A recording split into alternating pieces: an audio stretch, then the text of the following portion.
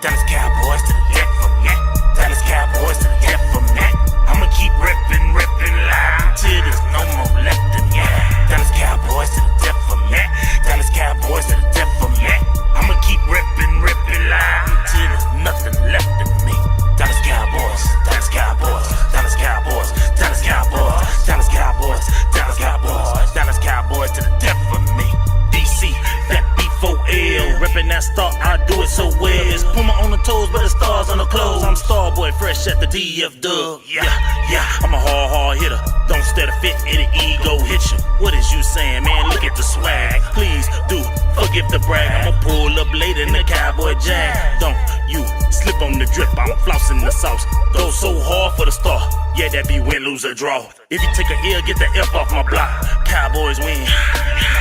Watch yours, pull up the shots. Really can't help it, got a star status. Even got it tatted on my arm. Yes, we be 5 green strongs. Left a little room cause it's quest for the 6. Starboy really reppin' this shit. What's up with you guys? It is your boy West Coast, and we live in the building, man. How's everybody doing? Man? It is your boy West Coast, your favorite cowboy. Not the one that owe you $20, you know what I'm saying? Not that cousin, you know what I'm saying? But it's your other favorite cowboy, you know what I'm saying? Your boy West Coast, man. And I got two of my favorite people in the entire cowboy world, Craig. What Craig tell Day? We about to go over here. We about to give them some content. You ain't gonna start no drama. You know what I'm saying? That's what I gotta tell these dudes. You hearing? Listen to me big time. Listen to me, HTM. We gonna go up in here. We gonna get him some content. Y'all ain't gonna start no drama. And we gonna be out of here in about an hour and 20, 15, 20, 25, 30. I don't know, Wes. We might start some drama. They may can't. I don't know. You know what I'm saying? But what's up? It's your boy West Coast. We live in the building. I got my boy HTM in the sport, and I got Big Time Show, a.k.a. The Bishop, if you know him like I know him, man.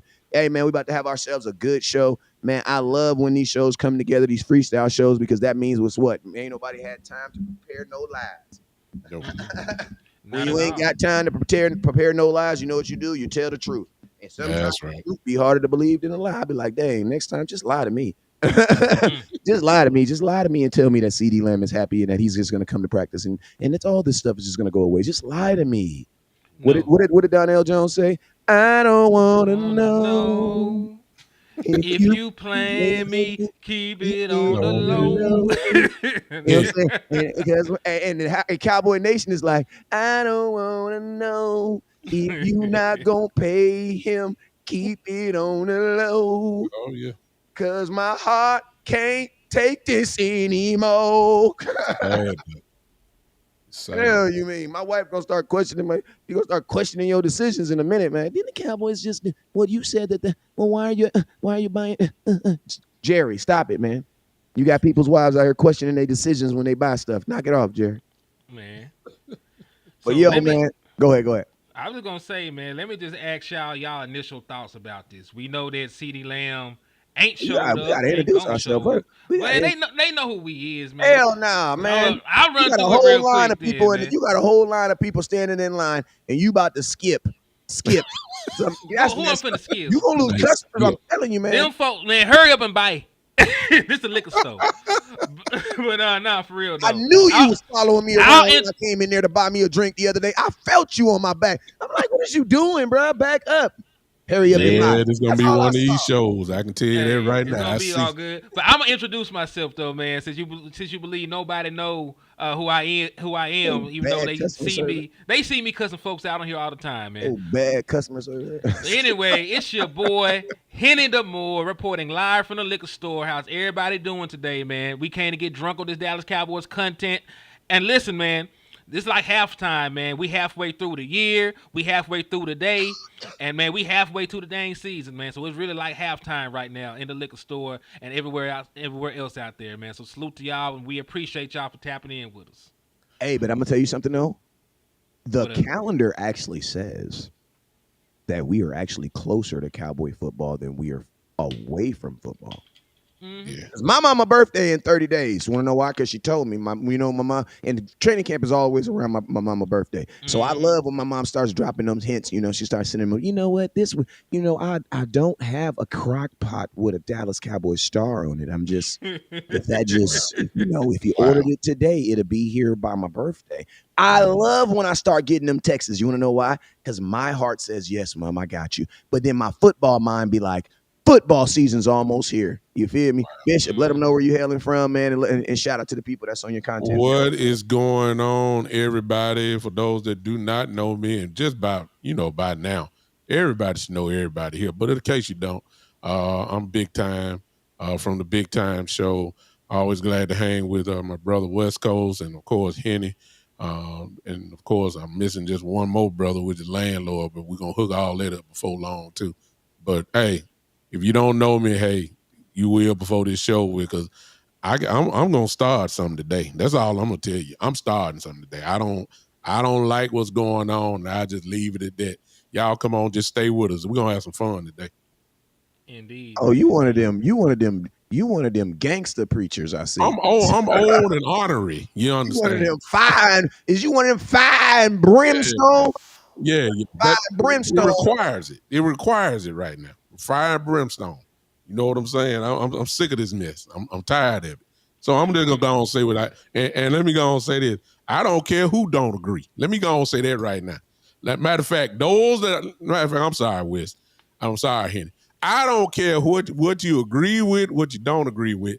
I'm sick of this mess that's going on with our football team. I'm just here to go and tell the truth today. That's all I'm here. Okay. What do you say? I'd rather be pissed off than pissed on. Now, if you want to know, everybody believes that. I'm sure Drake believe it too. I already know. Pretty sure Drake is like, damn, West Coast. I really felt that this time. Drake said it hit different. I know it hit different. You know what I'm saying? Feel that warm sensation down your leg. Like, what is going on here? You know what I'm saying? Hey, real quick though, we're gonna do something real quick. We got 110 people in here watching at the beginning of this. Hey, we need to triple that. We need to triple that. We need to triple that. If you're watching on Facebook, I need you right now to hit that share button. I need you to hit that share button if you're watching on Facebook. If you're watching on Facebook, hit that share button. All right. Now, if you're watching on YouTube, because YouTube is coming through. YouTube is coming through strong right now. If you're watching on YouTube, I need you to go to the bottom where it says share. First off, if you're watching on YouTube, I need you to make sure you hit that subscribe button, because your ass better not be stealing from the church. You know what I'm saying? Listen to me. My deacons, we fight up in here. You feel me? If that bucket come back around and I see you put your hand in it again, we going to be on you after church. That's all I'm going to say. You know what I'm saying? So what I'm saying is this.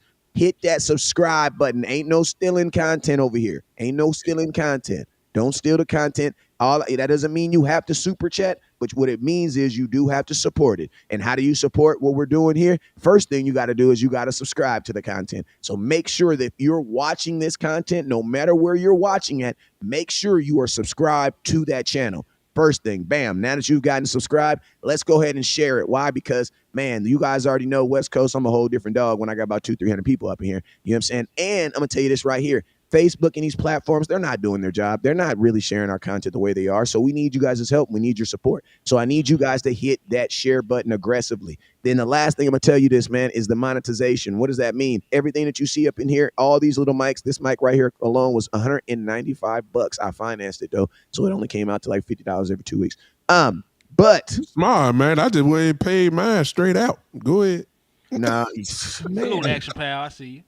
You know what I'm saying? Henny actually, I ain't even gonna put him on the block. Same mic. Go ahead, boy. Yeah. So then you know the struggle. I know. Oh, yeah. You know the struggle. I know what time you know it what I'm saying? So yeah, and that was just so that y'all could hear me better, not so I could hear y'all better, so that y'all could hear me better.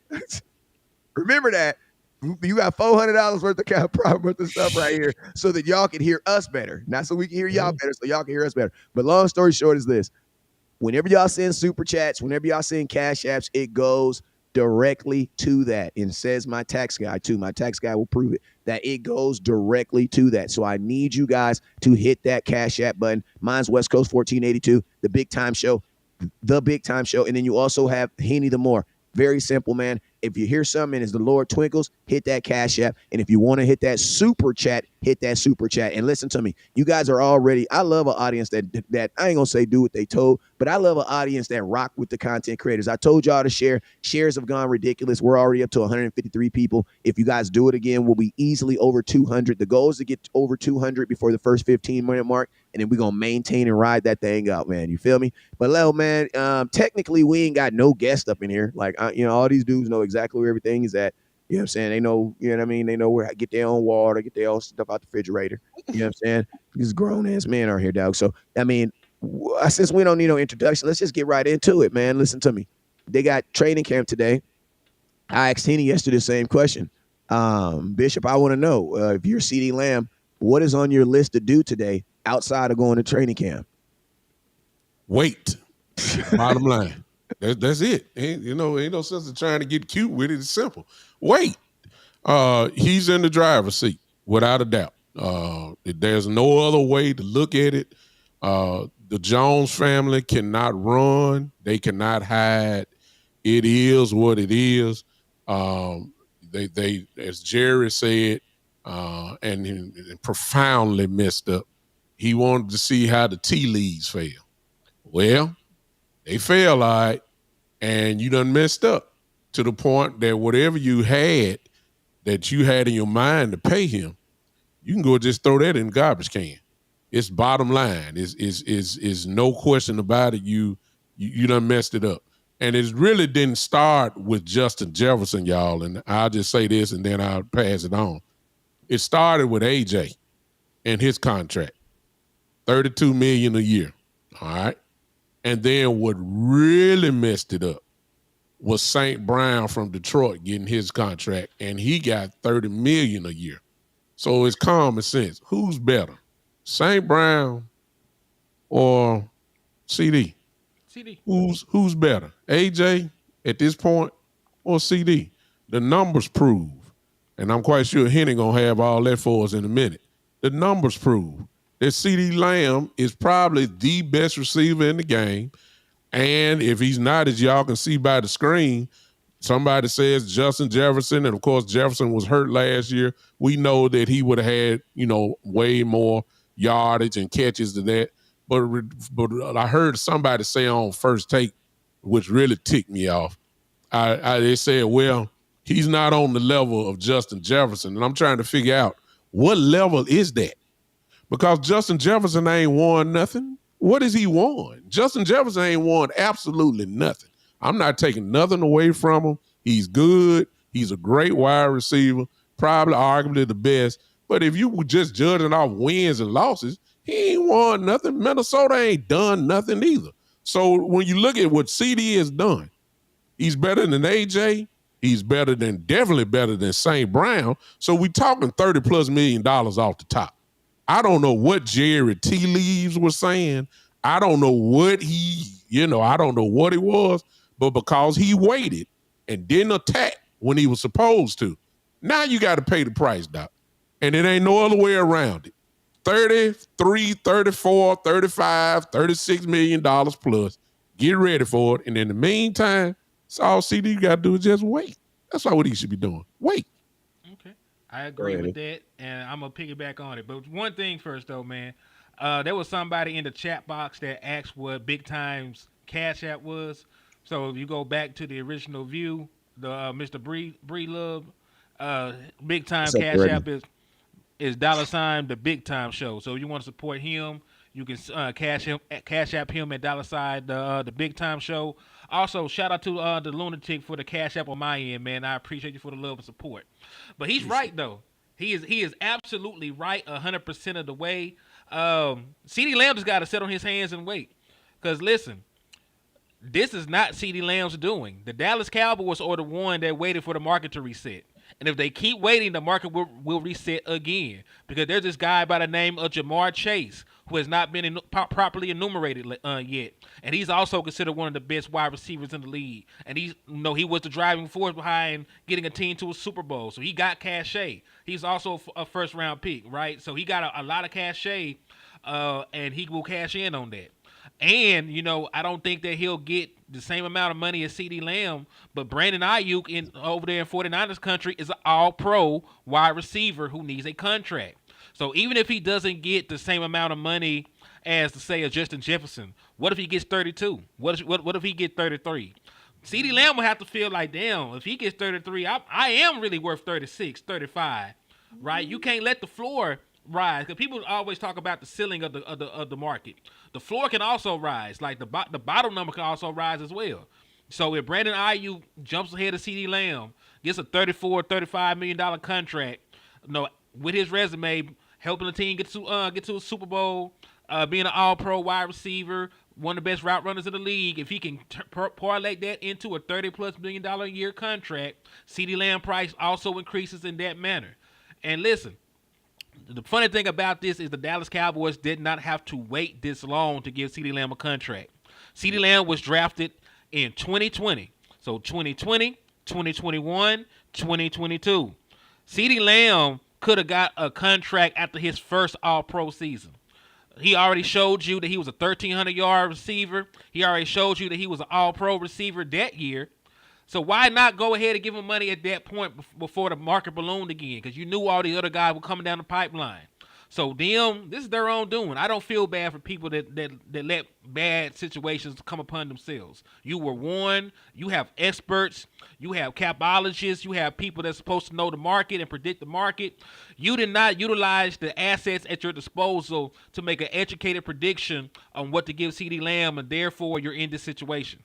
So I don't feel bad for the Dallas Cowboys. Don't y'all in the nation try to guilt trip CeeDee Lamb into coming to work or none of that shit. Let him sit at home. Let him show them what life is without him, and let him get his money. Before Wes goes right quick, let me say this real quick. Go ahead. Go. Cook. Hey, Listen. Real quick, shout out to Juan with the $2 super chat. Henny brought up a major point, y'all. Henny brought up a major point. Stop looking at Justin Jefferson. Look at the bottom. Let me say it again. St. Brown, when he signed his contract, had got the same amount annually per year with Tyreek Hill. We already know Tyreek Hill is on another different level than St. Brown. But Detroit felt like that he was that guy, and they paid him. That's $30 million a year. A.J. Brown from the Philadelphia Eagles, 32. That's the numbers you need to be looking at. We even got, like Henry said, we ain't even got to Chase yet. When Chase gets there, Chase going to want at least 34, 35. It's going to happen. So the Cowboys are at total fault here. CeeDee don't have no business going out there for doing nothing, because as we all know, the Dallas Cowboys will punish you if you hurt yourself. Your money go down. So no, you don't need to go out there. Hey, real quick, we got 337 people. Hey, man, we got to get to 400. We got to get to 400 because I'm going to tell y'all this right now. We about to get real messy up in here right now. Wait, hold up, Wes. One more thing you need to add. So we got 337 people up here. Yeah. Everybody hit that like button. I mean, smash it at least 25 times. Everybody. It ain't going to take you but 3 seconds. Just smash that like button for it. I'm sorry, Wes. Go ahead. Hey, y'all ready to start some stuff, though? Y'all ready to start some stuff? Might as well. Hey, because my mama said, you get in a fight, you better not start it. But your ass best to finish it. You feel me? Y'all started this fight. Y'all started this, bringing up CeeDee Lamb against Justin Jefferson. Okay, well, let's talk about it then. Let's talk about it then. Okay. First off, head to head. You know what I'm saying? Head to head. I like that stat right there. 0-3. You know what I'm saying? We got some stats right here, but you know what? We just talked about Jefferson. I want to slide to this guy right here. It's another one. There go Brandon Ayuk right there. Hello. Let's talk about it. Well, CeeDee Lamb is better. I mean, let's talk about it. There's nothing really to talk about. CeeDee Lamb is better. CeeDee Lamb. And we're talking about overall numbers. I know these are numbers you don't have on your screen, but I went ahead these are. I ain't talking about that. I'm talking about overall the entire league. Last 2 seasons, the only wide receiver with more yards than CeeDee Lamb is Tyreek Hill. That's So it. you didn't have to show anybody else. CeeDee Mm-mm. Lamb has more yards than AJ Brown, Justin Jefferson, St. Brown, Devontae Adams, Stephon Diggs, Amari Cooper, Mike Evans, Jalen Waddle, Ayuk, Kelsey, Ain't Devontae nothing to talk Smith, about. Hey, Jamar Chase. Every wide receiver and every receiving threat in the National Football League, not named Tyreek Hill, is beneath CeeDee Lamb in yardage. Ain't nothing to talk about. I just put up Brandon Ayuk. There go Amon St. Brown. There go St. Brown right there. I'm about to get It's, Jamar Chase up right here, up now too. it's nothing to talk about. What else do you want him to do? And keep in mind now, that CD's rookie year, if I'm right, Henny, I think he had about 940 some odd yards. He had Please keep in mind that Dak Prescott was injured that Yep. year. I So he also would don't have had no question 1,000-yard season in his rookie year as well. This dude is the truth, man. I mean, I don't, we were just a few years ago, we were saying, is he a number one? Well, I believe he done shut all that down. That ain't even a question anymore. Now we talking about in less than 2 years, is he the best receiver in the league? And there is a tremendous argument that can be made that say that he is. What done happened is y'all done let these 4-letter networks and these 3-letter networks poison your mind because you done let the Stephen A's and the McCoys and all these folks say all that. But the bottom line is this dude is throwing in all-pro seasons. First team all-pro last year, second team all-pro the year before that. This dude is the truth. 135 catches with the defensive coordinator know that he gonna get the ball. They know he's getting the ball, and he still put up 135 catches, almost 1,800 yards. Come on, man. This dude is the truth, and there's no other way around it. So what he needs to do is just go out in his backyard and run around the backyard and keep his cardio up. That's all he need to do. He don't need to do nothing else. This dude is going to get paid, bottom line. And you can't run. Jerry and his little pick pack and Dollar General mentality and Stephen Jones, name that we ain't said in a minute, he got a lot to do with this too. You ain't gonna be able to bargain your way out of this one. You're just not gonna be able to bargain your way. You got to pay some folks. These are the type of people that you must pay. It ain't no question about it. We got about 2 or 3 of them on this team. You're gonna have to pay them at the top of the market. It's just that simple. Hey, and think about this. This is a what have you done for me lately? I just put up Jamar Chase, played 16 games, CeeDee Lamb, all in green. Amon St. Ra, same thing last year. CeeDee Lamb, all in green. Yeah. Justin Jefferson last year. Obviously, he missed games, but it is what it is. Mm-hmm. Yeah. You know what I'm saying? Here goes Brandon Ayuk. Same thing. He played 16 games. And I'm going to tell you this right here. Think about this. Everybody on here, you got to use the excuse that they, they only played 16 games. This guy only played 10 games. He only played. Hey, you know what? CeeDee Lamb, 17 games. When I'm paying someone, bro, I don't care. That I care about that 17 games more than that 16. Why? Because that means you're telling me there's a game that I'm going to be paying for you that you're not even going to be available. Yeah. Availability is the best ability, right? It doesn't matter how talented or dominant you are. If you cannot stay on the field, you're useless. I mean, I hate to put it like that, but that's part of the game. So durability is also an ability. And in regards to this, though, man, like this is sort of on the same subject matter while we're at it. We talked about CeeDee Lamb needing a contract, right? The Dallas Cowboys got 31 players that will be free agents next year. Ridiculous. 31. One of them, I'm not even gonna go down through the laundry list of them. There's one of them that's actually talking about retiring after his contract is over with.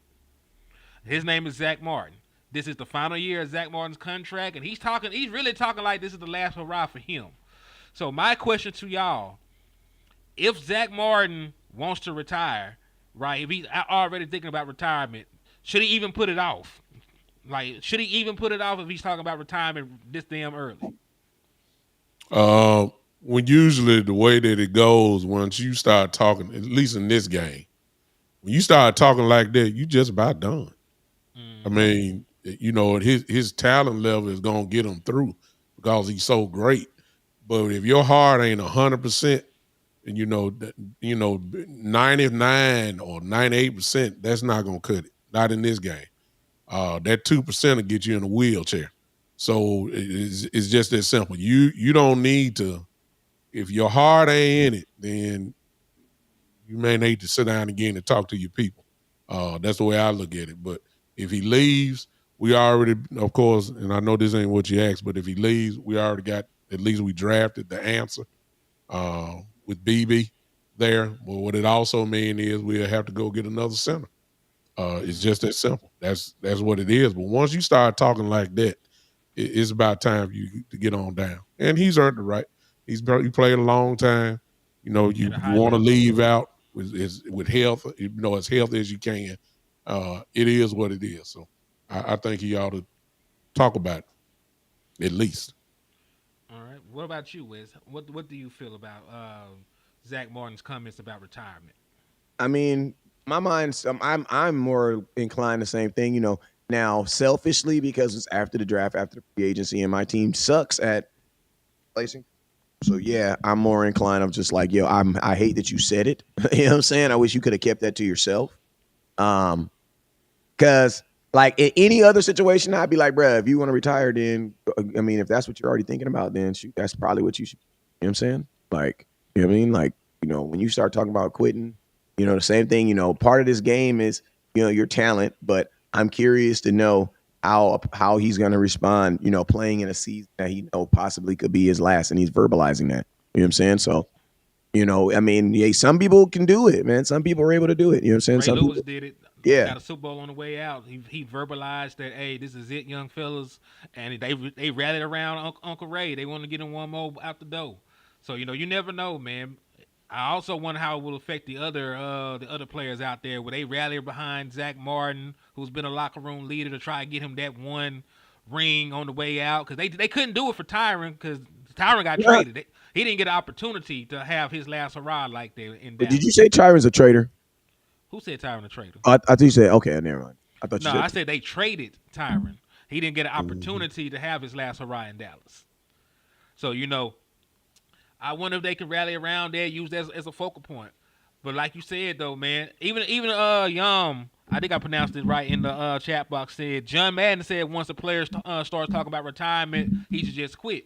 And that's from a Hall of Fame, all-time great head coach. So I don't know, man. But selfishly, I wish Zack Martin would be here another 2 years. Like, selfishly, as a fan, as a person that wants to see the Dallas Cowboys win and strive and have protection, and have protection up front, I want him to be here. I do want the man to be here. But, man, you got to do what's right for you, though. You've earned the right as a veteran player. You've been an all-pro damn near every year since you've been here. You earned the cachet to go out how you want to go out, man. So I'm just curious on what the Dallas Cowboys do up front if he does retire next year, right? Because it's not like he's under contract anyway. So either way, and that's the one thing that bothers me, because Brock Hoffman and Zack Martin are free agents next year. You know what I'm saying? Like, both of them, all three of your quarterbacks, by the way, Dak Prescott, Trey Lance, and Cooper Rush. Your top two wide receivers, CeeDee Lamb and Brandon Cooks. That's why the CeeDee Lamb situation is very concerning to me. DeMarcus Lawrence going to be a free agent. Kavontae Turpin going to be a free agent. Like, most of the guys that you know and you like and you cheer for, and all your pet cats, they are out the door if they don't get paid.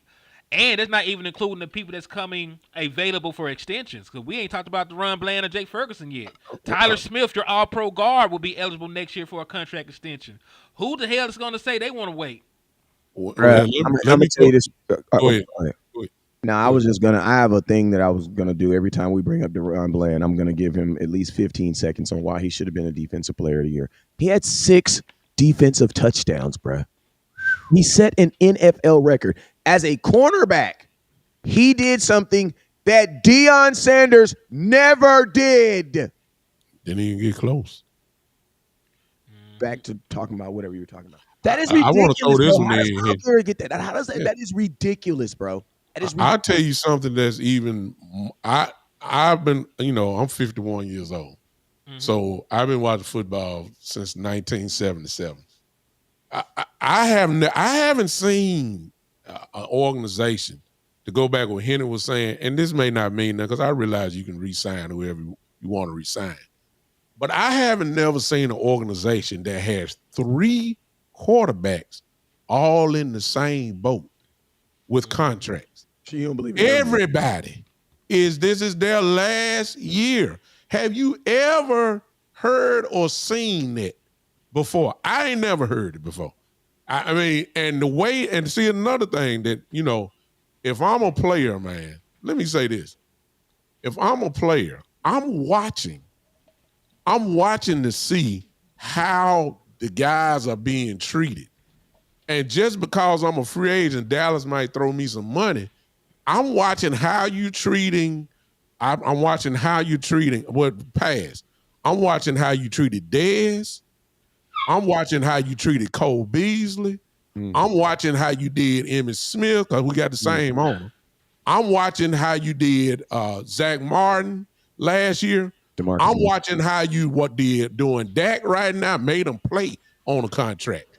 I'm watching how you doing Parsons. I'm watching how long it's taking you to do the CeeDee. Just because I'm a free agent and just because I've been with Dallas does not necessarily mean that I'm supposed to sign with Dallas again. I'd rather go somewhere where I'm treated right. I'm serious. Somebody's going to value me. You're right, Mikey, DeMarcus Ware, DeMarcus Lawrence. Would the list go on and on? I almost hate to say this. It's almost like, y'all, at least, and I'm through. It's almost like the better you are, the more hell you catch.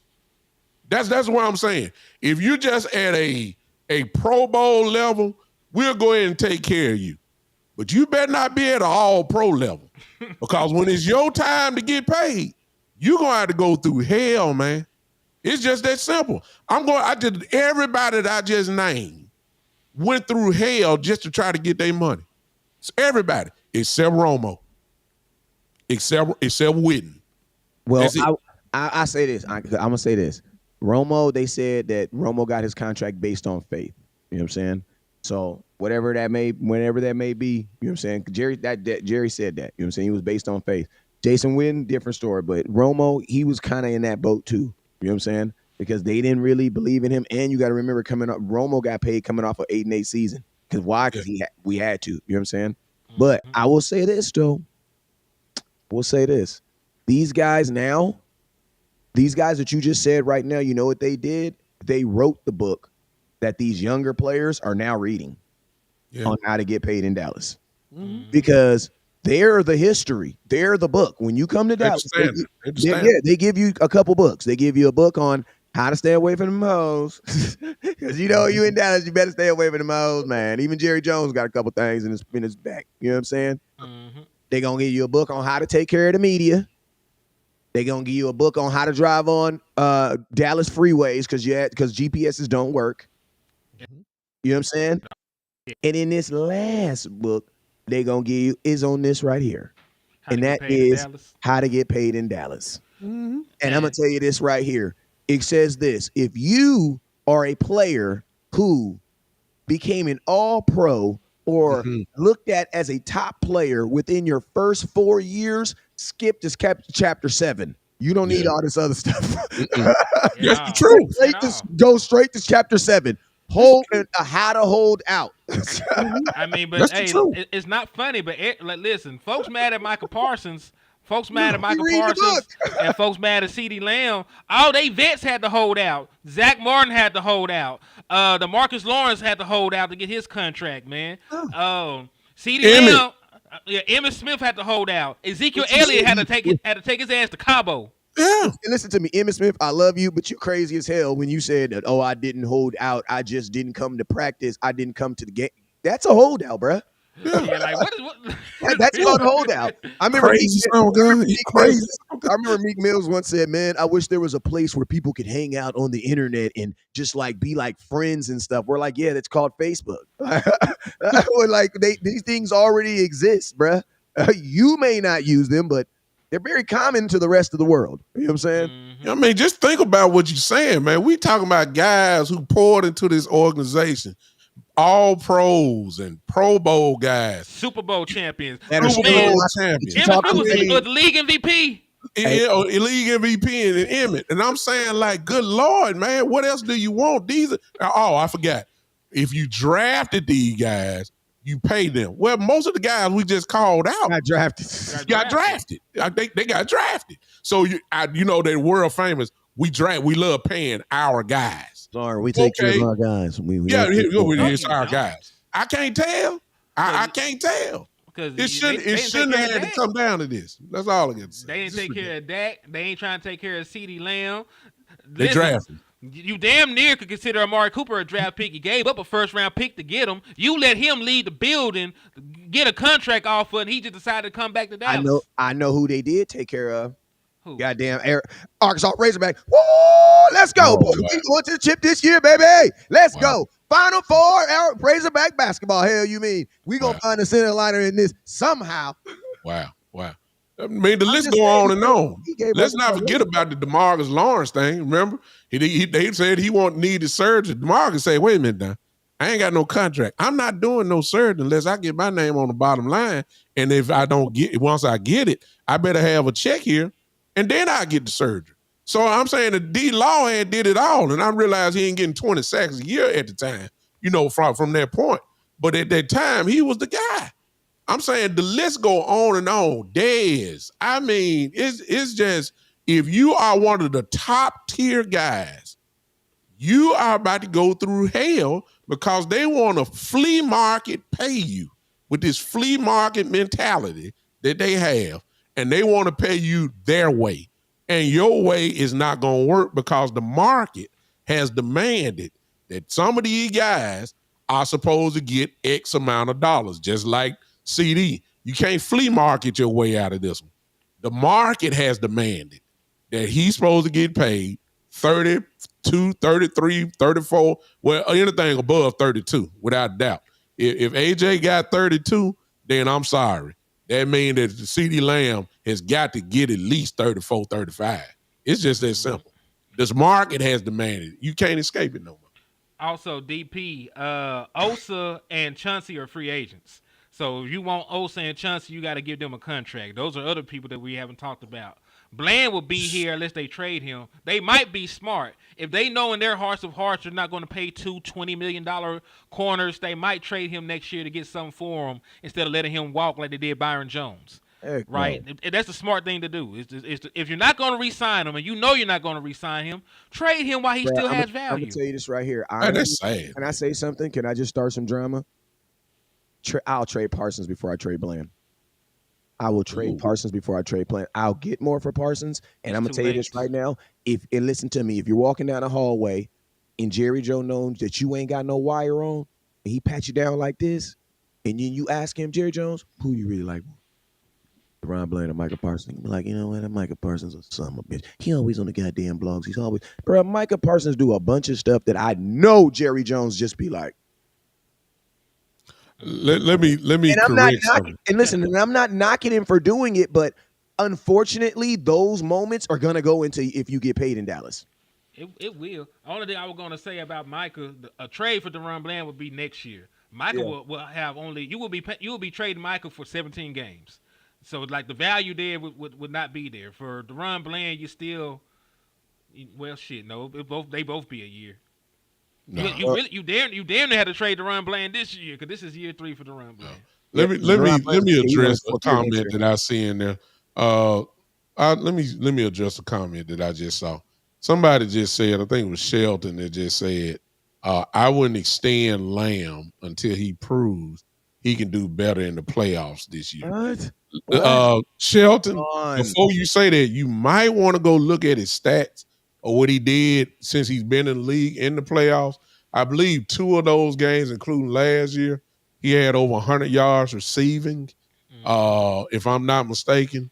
Had 9 We are not in the month of June still blaming one player on an entire game. I mean, but you got come on now. Tell you I think you would take your wide receiver getting over 100 yards in a playoff game on more than one occasion. Come on now. So we can't say that. Make sure we look at the stats before we put that out there because That's not right. Unless you saying he's supposed to get 200 yards. I mean, now if you saying that, then I guess he falls short. You know what I'm saying? But you get a player that gets almost 10 receptions last year and 110 yards. Come on now. We'll take that, please. CeeDee Lamb was not the reason you lost that playoff game. No, not even close. Like, our offense didn't do everything they were supposed to do. Like Dak, CD, whatever they got to a slow start. Your defense folded. You know, like wet laundry. Immediately. Like the offense didn't get on the damn field. Hold on. I'll get to it, cuz. My bad. I'll get to it. Six straight touchdowns, bro. Hell, you mean? They didn't get on the damn field. They were down a touchdown.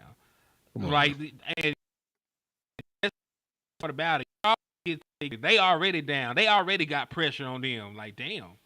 Like what were they supposed to do? What were they supposed to do? And you know, CeeDee Lamb and Jake Ferguson really were your two offensive skill position players that showed up that game. You know, a couple things happened here with Brandon Cooks. People would argue about, but CeeDee Lamb and Jake Ferguson definitely showed up for you in that postseason game, man. So I can't take nothing away from them. Dak's mistakes did not happen early. What are you talking about? Dak stepped on the field. When Dak first stepped on the field for the very first time in that playoff game, he was down 7. For his first drive of the game, he was down 7. You want to know why? Because right out the gate, your defense gave up 7 points. Yeah. Man, listen to me. Dak scored 36 points at home and still lost. That's ridiculous, bruh. No matter what you say about your quarterback, he still gave you 36 points, bruh. He had to score 40 points to win a playoff game at home. Then why the hell did we win all these games? We should have just went on the road. Like West Coast said, I told y'all, bruh. I said, bruh, we should go on the road. I don't want to play at home. I don't want to play at home. Yeah. It's sad, man. But, you know, we always going to blame everybody that it should. You know, I done heard so much about this Dak fault and it's that. Nobody hardly says that the defense was horrific, just horrible the whole game like that. But it was a team loss. You know, one man couldn't do it. Everybody didn't have a good game. It's just that simple. But to go back to the whole thing. He scored 36 points in garbage time. Go look at, man, I'm not going to argue with y'all, bro. Yeah. No, you didn't watch that game. Yeah. But to go back to what I was saying, I haven't never, you know, Jerry said he got too many leaves that done fail. You know, talking about he want to see where the tea leaves fall, to where every position has at least 2 to 3 guys in the same position that are that has only, you know, they're playing on their last year. That's not good football sense, man. It's really not. It's not. So I'm starting to question, and I know I'm not the only one. I think Henry said it earlier. You know, you needed a capologist to understand what to do. Well, is Stephen Jones really a capologist, man? I mean, let's be honest. He's a penny pitcher. Because listen, yeah. I mean, he's not a capologist. I mean, that's where you got to start from. And the reason why we're in the position that we are in now is because of their capology, which is shot and which is horrible right now. So we're in a position right now, like I've said for the last few years, where the talent level has to override the office. It has to override the coaching. It has to override, and fortunately for us, because the roster's been so good, that we got guys that the talent level just override the front office and even bad coaching moves. So I think we're right there again at this point, because they ain't helping them at all as far as front office goes. Where, you know, only thing we're really good at is the draft. That's it. That's the way I look at it. Man, I think we good at drafting positional. There's some positions I think that we are better at, like offensive line for sure, wide receiver for sure. Hold on. Can I say this? I'm not going to go back and forth with people saying Dak Prescott is not a top 10 quarterback when he was voted as the second best quarterback in the regular season last year.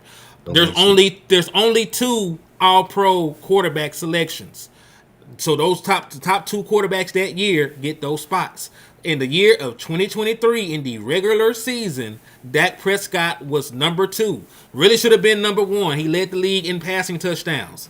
I mean, like, we can argue some crazy shit out here. We cannot argue if Dak Prescott is a top 10 quarterback. Y'all, the same people that say Dak Prescott is not top 10 be putting people like Justin Herbert in there. We're not finna have these conversations with y'all.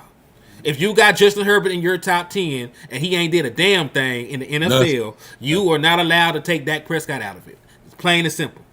Yeah. Nothing.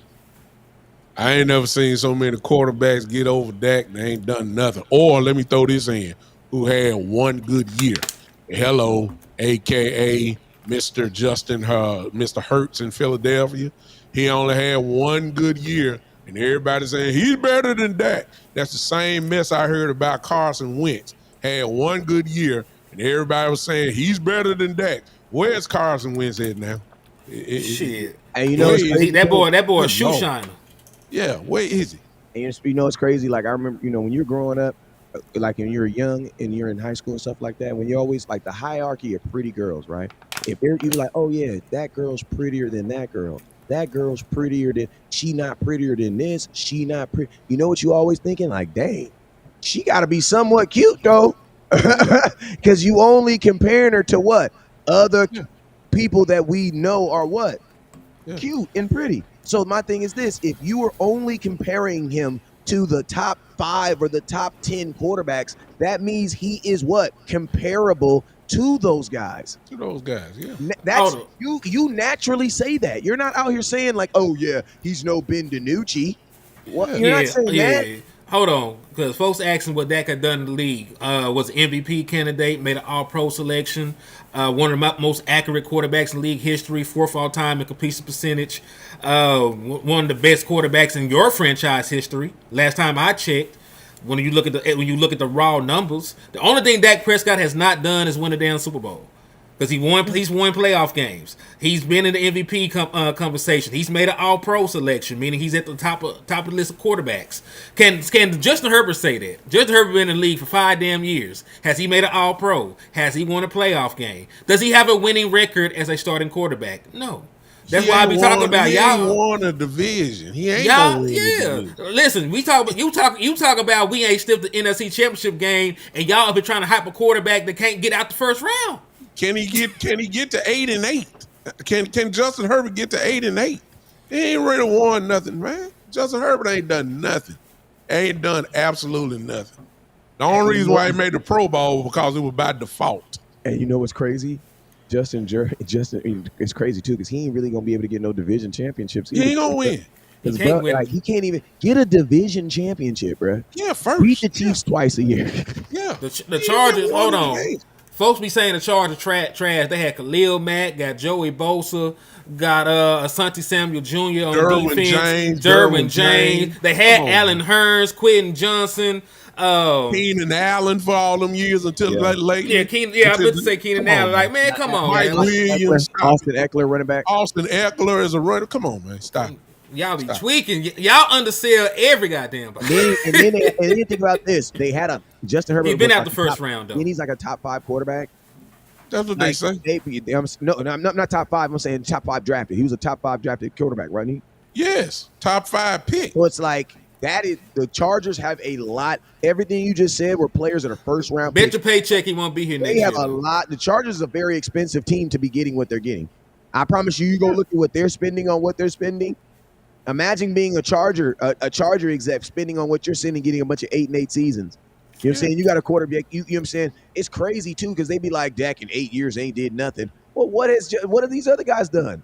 To be honest with you, if you haven't won a Super Bowl, you really haven't done anything. Like that's just how. That is really what it's. That's the standard. That's the standard. You know what I'm saying? Yeah. So 31 teams this year are not going to do anything. Understand? But then to those of you that do not like Dak in this chat line, which it seems to be a lot of y'all, since we just gave you the resume on Justin Herbert and you just got the resume on Dak Prescott, please understand that Dak Prescott deserves more than $52 million because that's what Justin Herbert signed just a few days. I mean, just last year, if I'm not mistaken, $52 million. And y'all say, what has Dak done?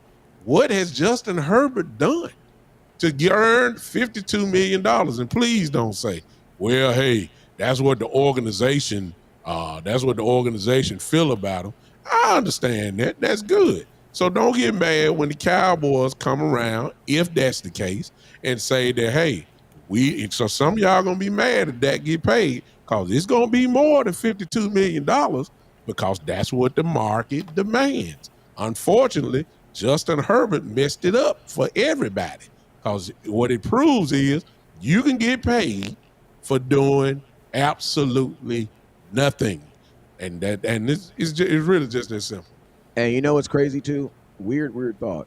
You can also not get paid for doing something because, man, that young quarterback, that young backup black quarterback that held the Ravens down, got them through, and Lamar Jackson. Yeah, Bro, that dude, I don't know, where is he at? A good question. yeah. He went somewhere. I don't know where he went. He ain't But with did he get Baltimore rewarded? no more. And he was a Pro Bowler. Did he get Yeah, rewarded? yeah, he made it. Shit, we didn't pay him before he got hurt. I know. Yeah, Deshaun Watson really messed up the damn market when we talking There you about. go. There you go. There you go. There you go. It's all good though, man. Listen, one thing I know for a fact from being a football fan, right? Football fan, because I watch college too. Not everybody gonna love the damn quarterback. The quarterback is gonna get all the love and all the hate at the same time. So listen, if you don't like Dak Prescott, it's not personal. I don't give a damn. I don't know the man. But at the same time, I don't think that it's fair some of the criticism that y'all give the quarterback position. You know what I mean? I don't think that y'all can put every damn thing on the quarterback. You know what I'm saying? I got a question though. I got a question for you fellas. And He's done more. Listen, the only thing I said is that Dak Prescott has done more than Justin Herbert. So if Justin Herbert can get over $50 million, why cannot Dak Prescott? And listen to me. We don't duck no fades. So if you don't like Dak, and your comment is good to me and it's written with good sentence and punctuation, I put it on the comment. I put it up there so the world can see. You know what I'm saying? Because sometimes you might be right. Sometimes you might be wrong. I'm just saying, if 3 content creators and 384 people are telling you you're wrong and telling you your breath stink, I'm just saying, maybe you pop a mint, maybe you brush your teeth. That's all I'm saying. Hey, Joshua. If I had 387 people telling me that my breath stink, I would at least go to the bathroom and brush my teeth. So if 387 people are telling you, nah, bro, that's not true. That's not true. The stats say that Dak is Like the better. stats say, bro, come on, man. I mean, And let me ask y'all keep talking about Dak being in the league how long? What year did Drew Brees actually make a playoff run? What year did Matthew Stafford actually go to a Super Bowl and win? What year? No, John Elway made it to a Super Bowl before then. I ain't gonna bring that up. What year? Peyton Manning. I was finna bring Peyton Manning up. What year did Peyton Manning have his breakthrough, man? Yeah. Like, folks, there's been plenty of quarterbacks that don't break through till after year 8, year 9, year 10. Like, why do y'all put a limit on how long for a player to win a Super Bowl? Especially when it's not a one man sport. This ain't basketball when you play both sides of the damn ball. Michael Jordan played offense and damn defense. So, adding him on the team, you expect that. Dak Prescott ain't going out there catching no interceptions, getting no sacks, forcing no safeties. He ain't running no kickoffs back. That man only play offense. He only throw the ball. He don't even run the damn ball. He hand it out to him. But when you dedicated to moving the goalposts just because it's Dak Prescott and you want to keep the goalposts the same for guys that you already know is not better than Dak Prescott, the Trevor Lawrences of the world, the Justin Herberts of the world. I don't think they're saying about Trevor Lawrence. Look, if they saying Herbert is, they're gonna say the same thing about him. Because those are the same people that say Dak is not even a top 12, 13 quarterback. It's just that simple. I'm sorry to interrupt. I gotta take my black ass back to work. I appreciate all y'all for jumping on here, though, man. I'm sure they'll be on here for a little bit longer. But hey, man, this was a good conversation. Like I said, we all Dallas Cowboys fan at the end of the day. I know y'all want to win. We want to win. But man, give your quarterback a chance, my boy. That's all I'm saying. Give your quarterback a chance. Because it's not like we paying them any damn way. Like, it ain't coming out my pocket. Now get yourself to work, bro, so you can pay these bills and stay online. On my mama. I'm gonna holler at y'all later, though, man. All right, bro. All right, HTM.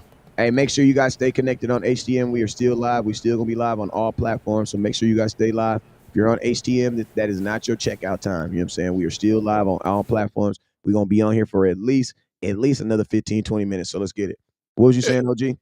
It's just as simple, man. I mean, you can't, it's really, if you just can't stand Dak, there's nothing that Dak can do that will make you give him credit.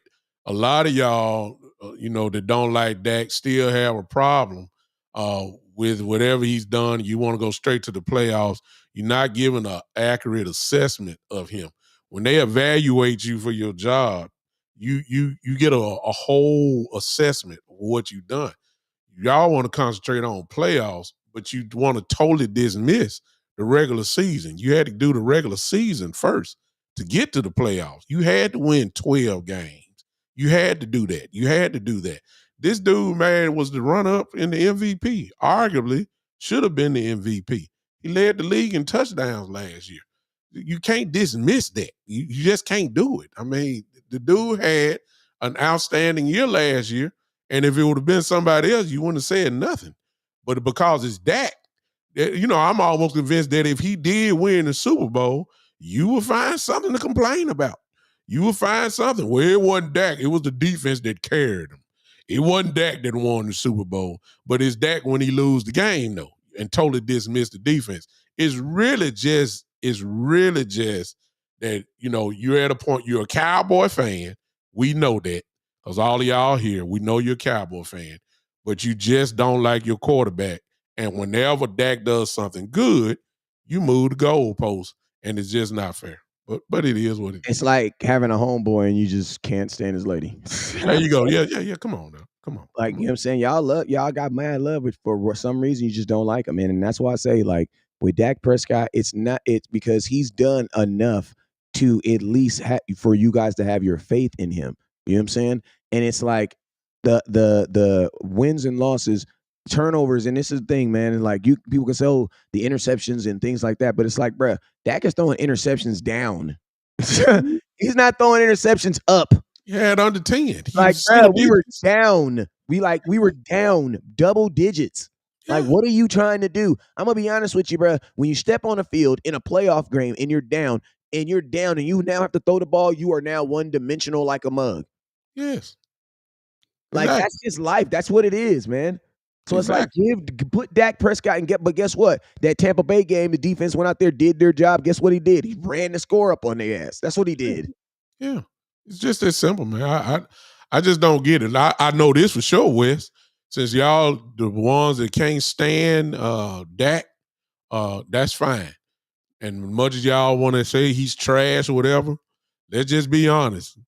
If you take Dak off this team, how many wins did you really have last year? And my question is this, big time too. That?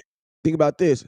My question is, they say Dak don't perform in big time games. Okay, it was last year when we went to Tampa Bay and we had never beaten Tom Brady in 6 tries. Huge. We had never beaten Tom Brady. Mm-hmm. And Dak dropped 5 touchdowns on him in the first round of the playoffs. Was that not a big game? Yeah, exactly. But I forgot. We still got. I need an answer. I need an answer. Oh. Was that not a big game? Yes or no? Oh, it was a playoff game. It was huge. It was a playoff game. It was a playoff game. It's huge. I want to know. For the people who are just, I want to know. Was that not a big game? Somebody just said Brady was 111 years old. Yeah, but the Tampa Bay Buccaneers was not. The Tampa Bay Buccaneers with their number 1 defense was not. At home was not. Uh-huh. Listen to me. We weren't playing against Tom Brady. We was playing against that number 1 defense in Vita Vea. What is you talking about? Yeah. Lavonte David and at home, bro. At home, yeah. That's the thing about this. Tom Brady was 100 years old. You absolutely goddamn right. That's why they was on. That's why that defense carried their ass for sure. And that's what Dak had to play against. Dak dropped 5 touchdowns on that defense. Remember, Tom Brady doesn't play defense. If Tom Brady played defense, Dak has 15 touchdowns. Yeah. Because he put 5 on the number 1 defense that day. And 100-year-old Tom Brady couldn't catch up. He couldn't go with it. He couldn't run with that young dude. And guess what? Now that every time Tom Brady gets an opportunity to say something about Dak, guess what he does? He takes a shot at him. Want to know why? Because I would take a shot at the dude that sent me ass to retirement too. Put a FedEx stick on him. Oh yeah. I would probably take shots at him too. Yeah. Because think about this: Tom Brady left his wife and children. Yeah.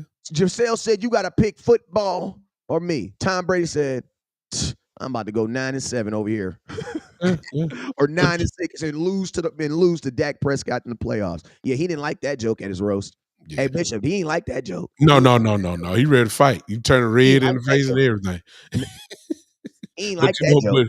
but you know what? I'm not even about to entertain this because Dak was the my reason question was, 5 you know, touchdowns. if you take Dak off this team, how many games do you really win? But I forgot. I'm talking to people who really believe that Cooper Rush could do the same thing. And think about this, Bishop. We actually had lost to that 100-year-old team that same year. Yeah. Remember, Tampa Yeah. Bay, we They played beat us. Tampa Bay twice that year. They beat us the first game. Yeah. With a 100-year-old Tom. Yeah. That 100-year-old man won Super Bowl. So The year before that, he won a Super Bowl. Come on. So you mean 100-year-old Tom was too old, but 99-year-old Tom was old enough to win a Super Bowl. Yeah. Come on, bro. That's what Bishop was talking about, moving the goalposts, bro. Y'all change it up. Y'all be switching it up, bro. Whenever Dak is in favor, the goalposts move. Well, that is really that simple. The man should have been MVP last year, led the league in touchdown, was under 10 interceptions for the year, and now see right here. See my guy Tim saying he's now he'll goalpost mover. He's benefiting from a weak conference. So did Tom Brady. I mean, think about this. Tom Brady won a division. Tom Brady and the New England Patriots won like 11 or 12 divisions. You want to know why? Because he was playing the Miami Dolphins, the Jets, and then the Buffalo Bills. Bills. Guess who the best quarterback was in his 7 Super Bowls under those 3 teams? Mark Sanchez. Exactly. Mark Sanchez was the best quarterback. And neither one of them had hardly winning records too. Let's get that straight. Think about this. Think about going into a season every single year knowing that you're going to get at least one playoff game at home. That's what Tom Brady did. If you give that to Tony Romo, bro, I'm pretty sure Tony Romo, if you told Tony Romo, hey, man, you're going to play 11 years for the Dallas Cowboys, and out of 10 of those years, we're going to guarantee that you're going to have one home playoff game. How many Super Bowls do you think he win? Yeah. Come on now. Bruh, like Tom Brady benefited from the easiest freaking conference. Come on. Ever. Come on now. Chad Pennington. Oh, my boy RJ said Chad, but don't forget about Chad Pennington from the Jets. Who was the best quarterback for the Dolphins during that time? Probably Dante Culpepper for like a year. They changed it every year. So you forgot. You forgot who Miami had back then. It wasn't nobody but a journeyman. Chad Pennington and Mark Sanchez. Remember Mark Sanchez, the same dude that did the butt fumble? Yeah. Come on now. Like what? But you can't do it. I'm saying the goalposts change, and that's fine. But you're not being realistic every time you try to change it. It's just not realistic. Dak Prescott is that guy. I ain't gonna say he's that guy, but he's one of the guys. I'm gonna ask you this. Can we get messy real quick? Go ahead. Is Patrick Mahomes benefiting from being in an easy division? Every year. The Raiders ain't nobody. The Raiders are trash. Chargers ain't nobody. Chargers are trash. And Denver is trash. Denver ain't nobody. Come on now. Like, what is you talking? But folks want, but the narrative on the networks is, however, that the NFC East is the worst division in football. We almost seen 3 teams in the playoff, though. 5 years. Come on now. Stop it. Like, what? Somebody says people give Brady all the credit with the Patriots. Like it was ridiculous. Won 2 Super Bowls on Terry's leg. Y'all crazy. Well, yeah. Go ahead. Y'all move the goalpost. Y'all move the ones that just don't. You're a Cowboy fan, but you just don't like that. You're moving the goalpost every chance you get because you don't want to give Dak the credit that he deserves because it will crush your narrative. You will have to give him credit, and y'all want him gone so bad that if you start to really tell the real truth about it, you will have to stop some of the stuff that you've been saying. It's just that simple. Hey, Devin Johnson, why are people so obsessed with the regular season? Playoffs matters more than Dallas can't win. You want to know why, Devin? Because I'm going to ask you this question, Devin, and I want you to respond to me in the comment box. Devin, if you're not good in the regular season, do you still get to go to the playoffs? Bottom line. Because listen to me. I'm in a flag football league. It's a competitive league. It's a smaller league. It's only the best kids, right? And because of that, You play 8 games, you play each team twice, and then everybody goes to the playoffs, right? So for me, what I tell my kids is the regular season doesn't matter as much because you can go 0-8 and then play your best football on June 29th when we have our national tournament and win it all. So the way I coach is I actually coach the mindset of like I practice and then these are games, but these are more or less like competitive practices. Why? Because I'm getting my team ready for June 29th. I'm not necessarily, I care about today winning. Like I got a game Thursday, but my importance isn't as important as in winning on Thursday. It's winning on June 29th. But see, that's a league where everybody goes to the playoffs. Now, I'm going to tell you this. And opposed to mine, because I'm flag There football you go. league. Now explain your league now. Explain your league. And we don't have a guarantee. You only get to the playoffs if you win in the regular season. So every game counts. Every practice counts. You blow up and go 0-4, 0-5 starting off, it's over with. So please, what the West is getting ready to say, sorry to mess you up there, West. No, that was perfect. That was perfect. Because I forgot all about it. What he's saying is that everything counts. You can't make the playoffs in the NFL if you don't have a great regular season. It's just that simple. And think about this. You have to win at least like 12 games. So not only do you have to have a good regular season, you have to be one of the better teams in the NFL, bruh. If you win 12 games in the NFL, you're one of the better teams in the NFL. And shoot, let's be honest, Wes. This is the NBA. Let's go crazy with it, Wes. You win 12 games, it may not get you no more than a wild card spot on the road.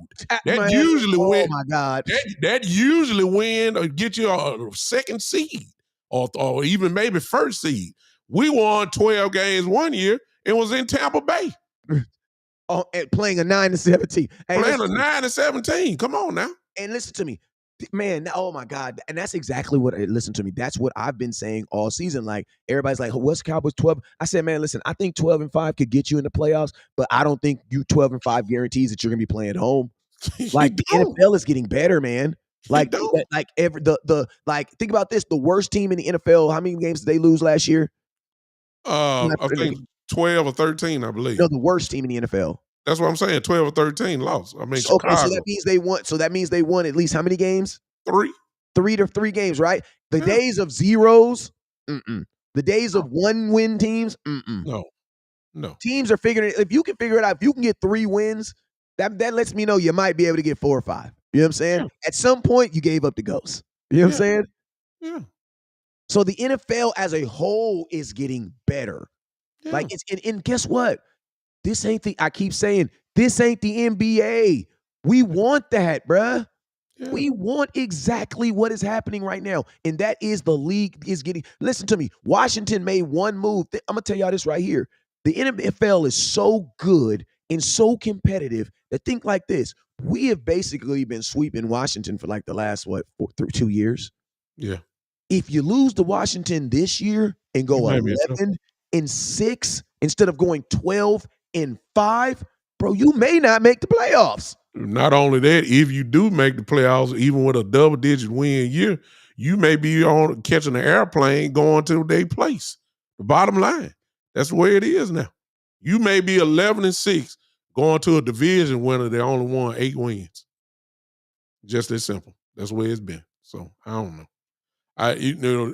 If it ain't one thing, it's another with us. So the goalposts just keep moving. But one thing about your quarterback, he keep answering the bell, and he keep putting the numbers up, and that's why he's gonna get paid.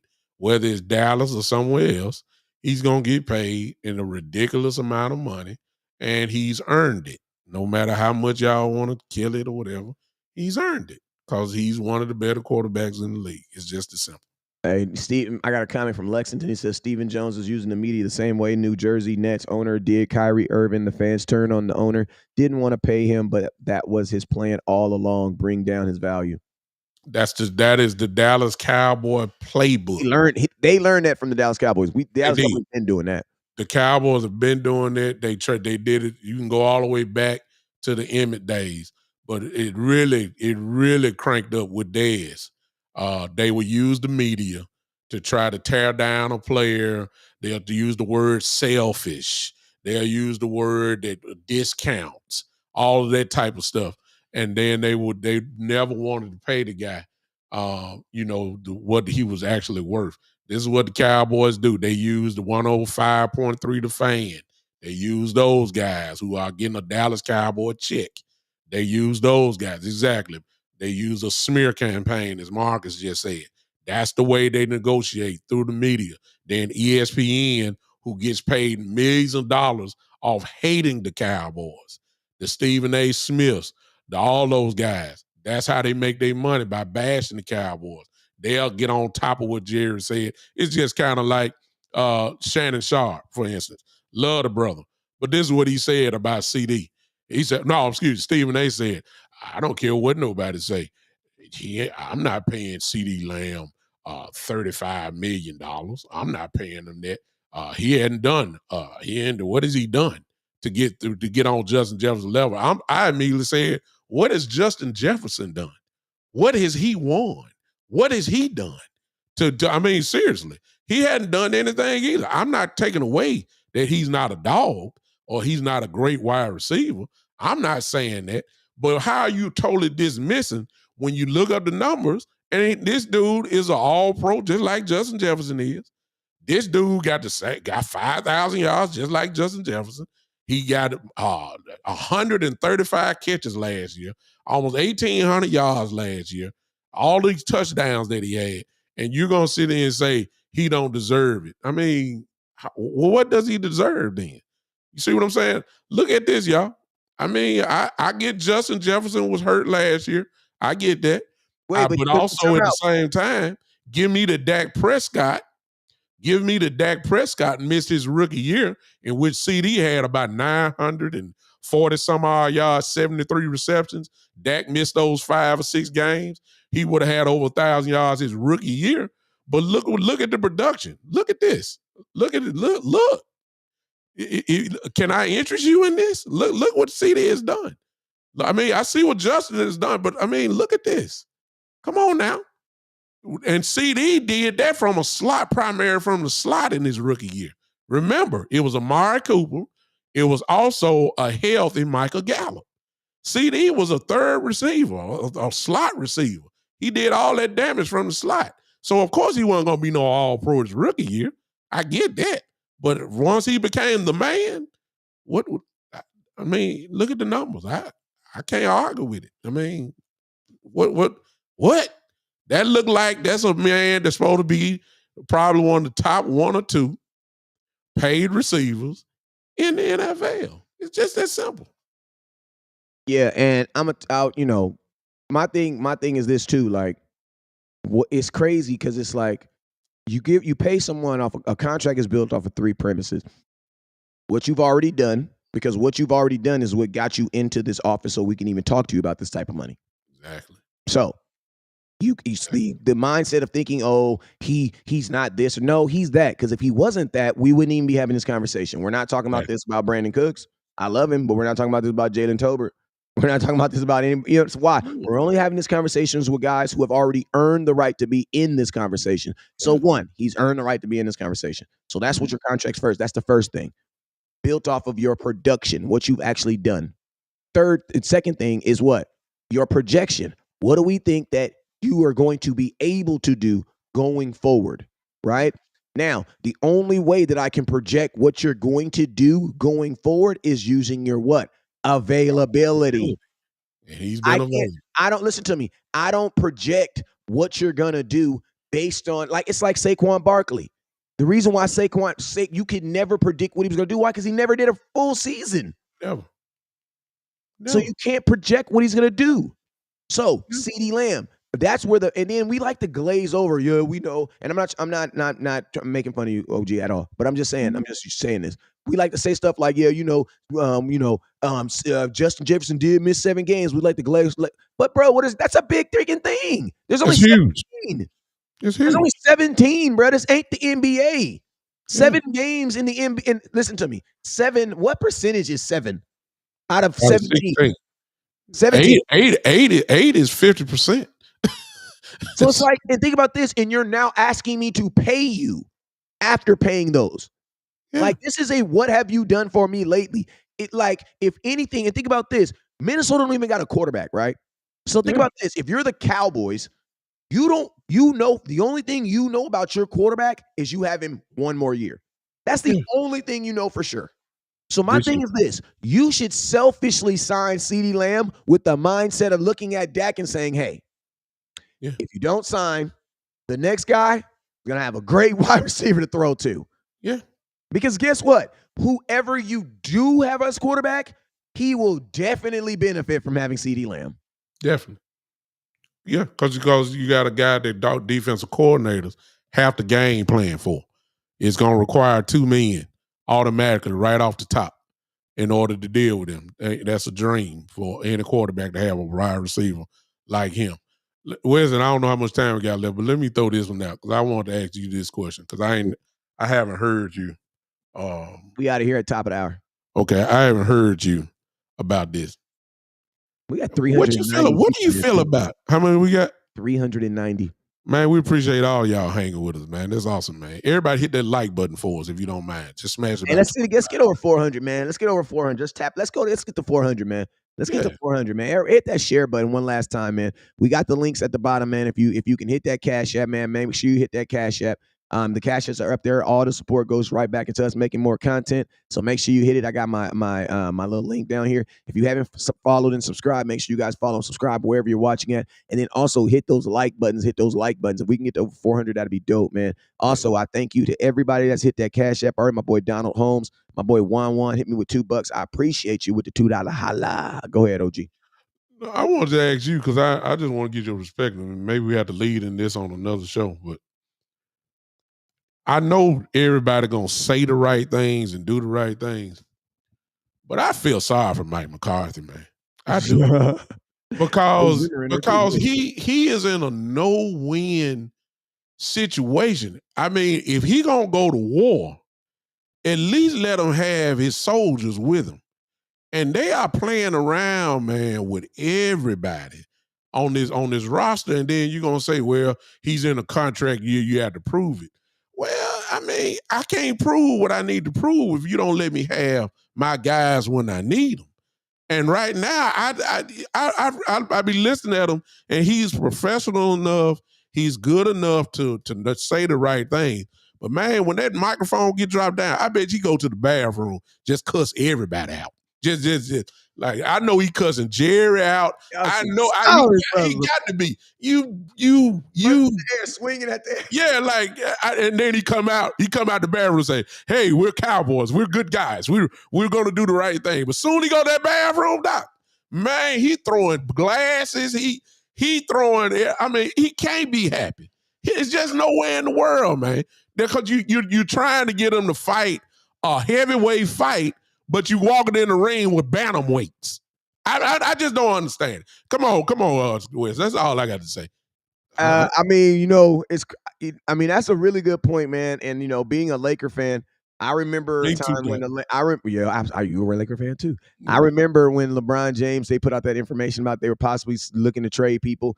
And the Lakers went on like a 9-game losing streak, man. People respond to things differently, man. Like, who's to say that, and it's like, my question is this: why would this doesn't even make sense. Why would I give a guy who's already been working with me for 3 years a contract based off only 1 year and not based off the total 4 years that he's worked for me? Yeah.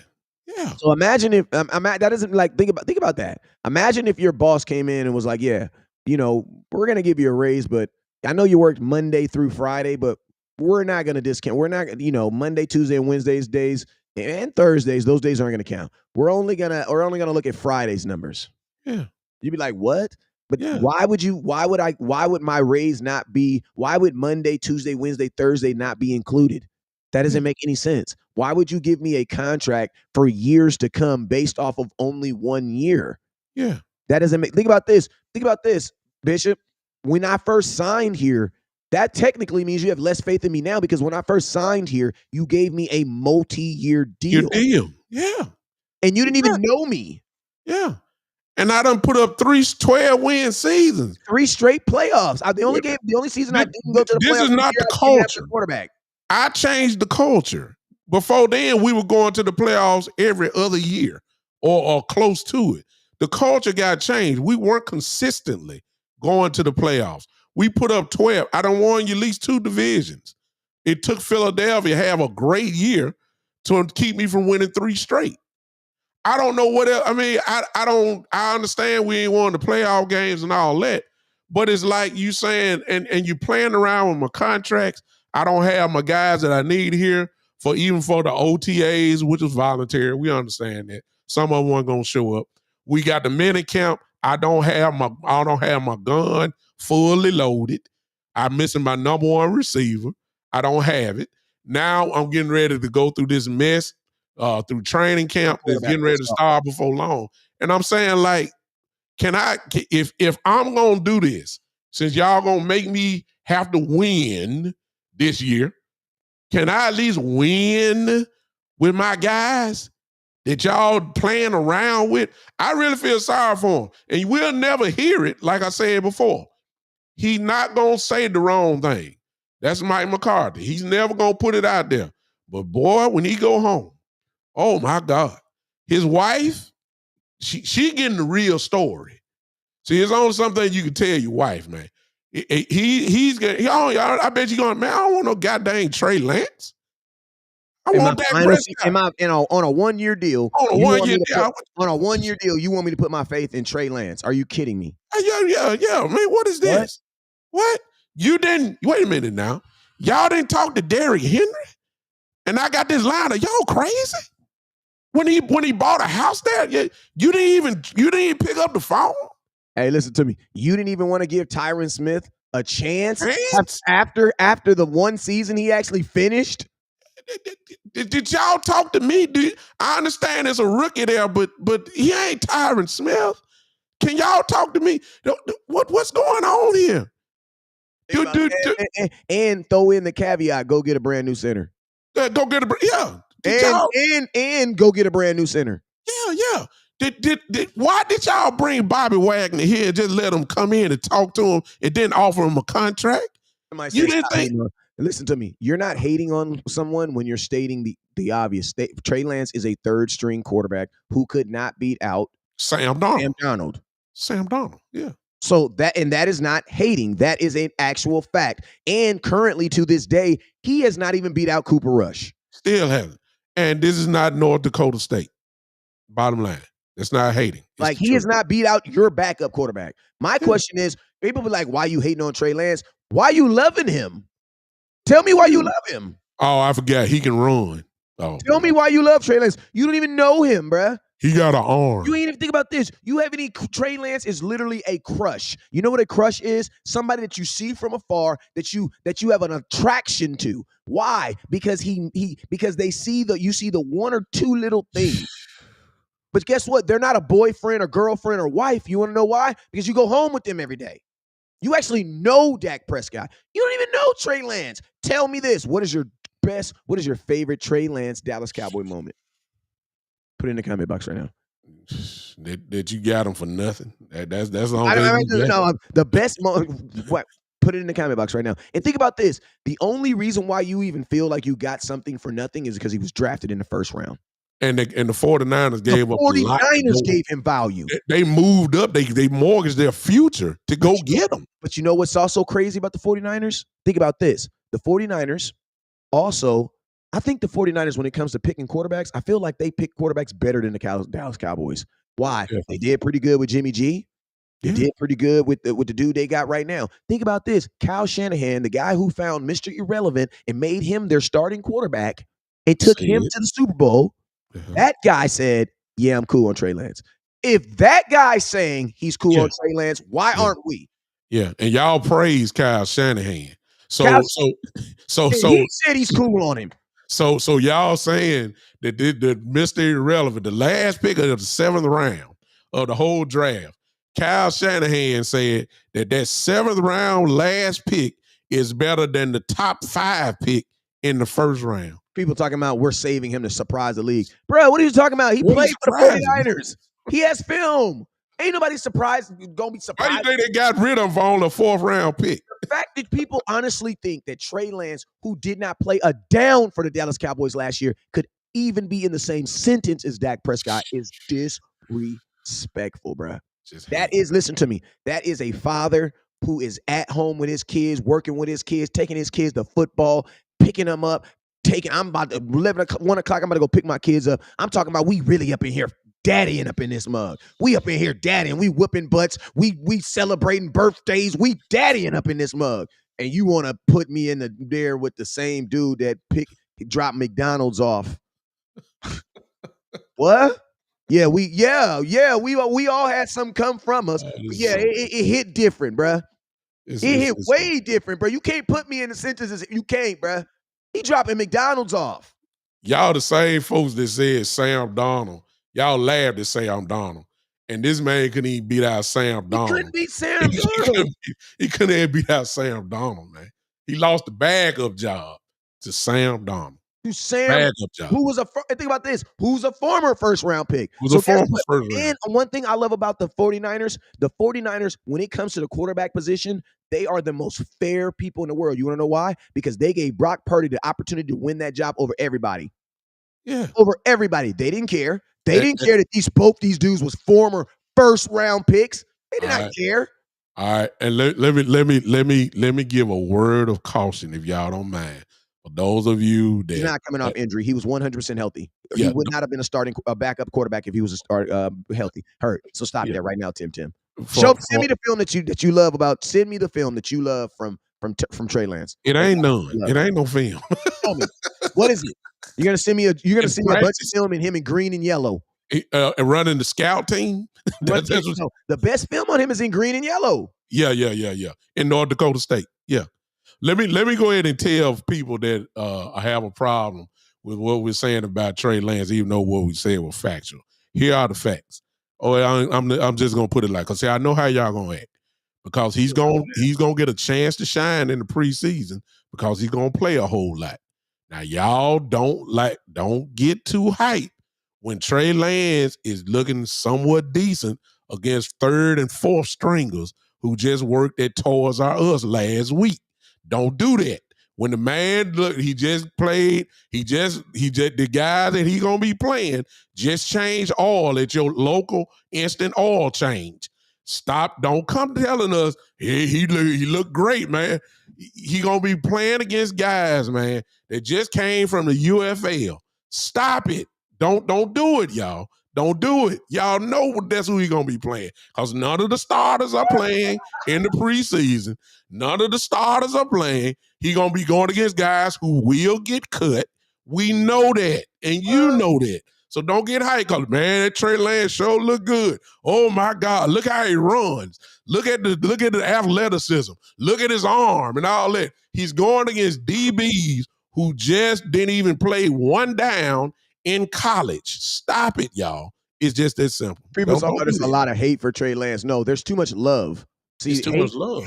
Hate is one thing, love is the other. They go hand in hand. Michael, y'all say we're telling you, I don't hate Trey Lance. I hate the love that you have for him. And I hate the love that you have for him versus the love you have for your quarterback. For a guy that's just done, that is scary to me, bruh. That you don't know what he is. Thank you. Like, you don't know what he is. And I'm gonna tell you this real quick. And I ain't trying to get into nobody's business, but that's almost a character flaw, bruh. That's almost something wrong with you, bruh. You mean to tell me that you can literally overlook someone that is. Listen to me. Dak has gotten you to the playoffs so consistently that you think we just go. That's what we do. Anybody. Here's Trey Lance's resume, and these are facts. The 49ers gave up a lot to go get him. They gave, I believe, a first-round pick, I believe a third-round pick, and something else. I believe that's right. All right? They gave him up. He was in a battle with Garoppolo. He got hurt. That drew him back because he was in his rookie year. There's no way he could play. Those are facts.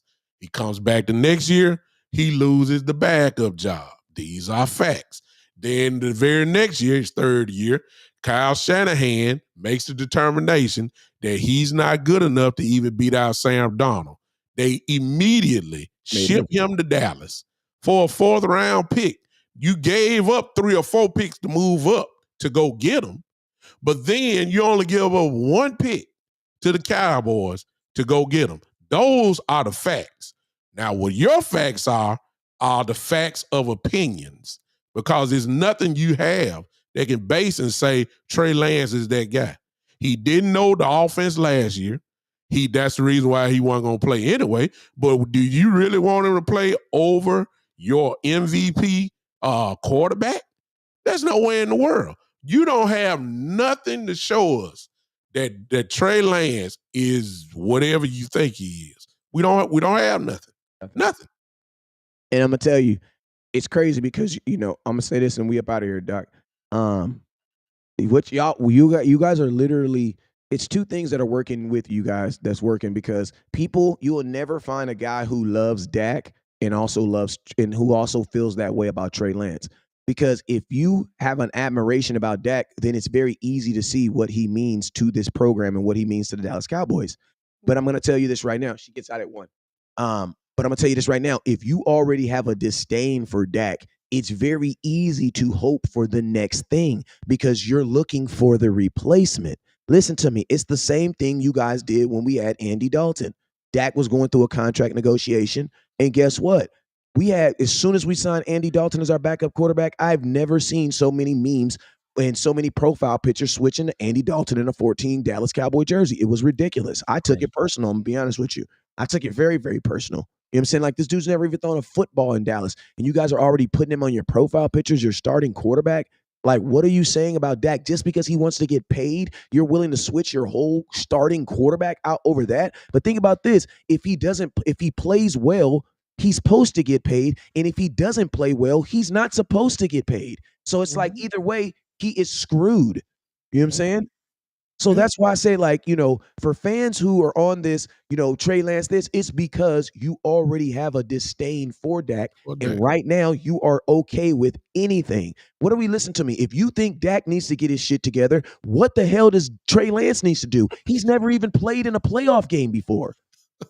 He barely played a regular season game. He's never played. Like my question is this: if Trey Lance is your starting quarterback this year, what are your expectations of him? How can you expect for him to go from a 3rd string quarterback to second in MVP voting in 4 months? That isn't even realistic, bruh. Stop it. This is theoretically his rookie year. It would be. Man, don't know nothing, man. He don't. Like, that doesn't make sense. That's why he is a career 3rd string quarterback. And think about this. I'm gonna tell y'all this last thing. That's factual. And listen to me. I don't even know Trey Lance, so I can't even say if I love him. But I'm sorry. I hate the artificial love that you guys have built for him, because it's built off a platform of hate from somebody else. Bingo. Like, you only feel this way because you don't feel that way about the current guy. And I'm telling you, it is unimaginable to think that, because think about this. Trey Lance was the 3rd string emergency quarterback. So think about this. The Cowboys didn't even have enough faith in him to be like, if we're up, he can play. Think about this. Cooper Rush played in 7 games last year. You want to know why? Because there were 7 fourth quarters that Dak didn't even play in. You want to know why? Because we were up by 15. We were up by 20. Yeah. Cowboys said this: even if we're up by 15 to 20, we don't want to see you play quarterback. He ain't ready. That's what they He's say. not ready. The only ready. way Trey Lance could have played last year is if Dak got hurt and then Cooper Rush got hurt. Yeah. They didn't even want to make him a real 3rd string quarterback so they could see him play. The Cowboys had already decided when they traded for Lance, he's not ready. Which explains, and again, this is facts, and I'm done after this, which explains why you saw Trey Lance on the sideline in a jogging suit a lot. He was not even dressed a lot, y'all. So in other words, when the Cowboys put up their roster for game day, Trey Lance was at the bottom of the barrel of the guys who were going to dress, just to dress. That's just the truth, y'all. It is. And y'all want to switch him out for the 2nd in MVP voting, but we're delusional. Bruh, this is why They wanted. this is why Stephen A has built a platform off of us. Hey Wes, it ain't nothing new because they did the same thing when Cooper Rush won them 4 or 5 games. So it ain't nothing. Like this is how the network builds off of us because of this. Like, yes, that doesn't make sense. Cowboy fans is delusion. Yes, we are. Like, yes, we gotta own up to some of this stuff. Like, yes. Yeah. Some of our fans do believe that our third string quarterback is better than our starting quarterback, who was second in MVP voting. Yes. Some of them. Yes, it's the truth. It's the truth. That is a we got some that believe that Cooper Rush is better than Dak right now. Yeah, like there are people that are there. Yes, there are people that believe that we should not sign CeeDee Lamb and he's selfish and we should let him walk. And Michael Parsons too. And generational player. Yeah. Yes. Start over again. Yeah. Start over again after you've been to the playoffs 3 years in a row. Yeah. Yes. That's what some burn it all down. Burn it down. Yeah. Always from there. Let everybody walk. Yes. Let everybody walk. We even have an organization that thinks that in the NFL that it's best to have half your team on 1-year deals. Yeah. Yes. More than half. Contact sport. Yeah. In a contact sport. Yeah. They don't even do that in the NBA, bruh. There's not a team, I promise you, there's not a team with this many key players playing on 1-year deals. Nobody. You want to know why, bruh? Because people get hurt. People get hurt. Somebody gonna get hurt. And the Cowboys will punish them for getting hurt with the contract next year. Yep. Hey, man. Hey, let's do it again, Bishop. If you down, man, I'm down. I'm down. I'm down. 10:30. You already know what it is, man. West Coast Bishop. We'll see y'all tomorrow. Hey, we got 306 people on here as we dip. Oh, let me say this because I saw it earlier. Listen, if you want to follow me, the Big Time Show on YouTube or Facebook, I just keep it simple. The Big Time Show on Facebook or YouTube. If you come on in, then I'll tell you all the other places. Again, the Big Time Show on Facebook or YouTube. Go ahead and subscribe there or follow me. I appreciate you, Wes, again for having me on. Thank you, and even Henny. Thank you, and I'll see y'all again. And shout out to them. And you going to take these 2 people on Twitter that's watching. You got to take them to the store later on because they've been on here they've been watching. So get them. Appreciate you, whoever that is on Twitter. Thank you so much. You got 2 twiggers over there that's holding it down. You know what I'm saying? They was on there the whole show. You know what I'm saying? Appreciate y'all. You know what I'm saying? But man, good. Hey, man. Hey, shout out to the Big Time Toe YouTube. Man, they had over 50 people at one point on there watching, man. Salute to y'all. OG doing numbers. Appreciate you. Henny coming through. We had some big numbers and West Coast coming. We getting out of here with 306 people, man. That is people that regardless if you agree with the content, regardless if you disagree with the content, that is a drive and want for content. And we appreciate it. And since y'all want it, we're going to be right back at it tomorrow at 10:30, man. I appreciate y'all. You already know what it is. Never look down because stars